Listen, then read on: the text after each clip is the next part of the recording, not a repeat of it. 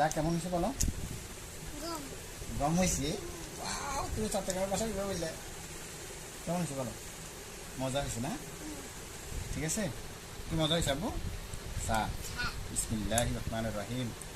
চাটা আশা করি ভালো হবে ইনশাল্লাহ। সবাই সব ভালোবাসার হাতটা একটু বাড়িয়ে দিন।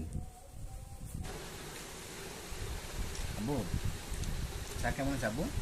ভালো ভালো হয়েছে। বিকালবেলা চা, আশা করি ভালো লাগবে।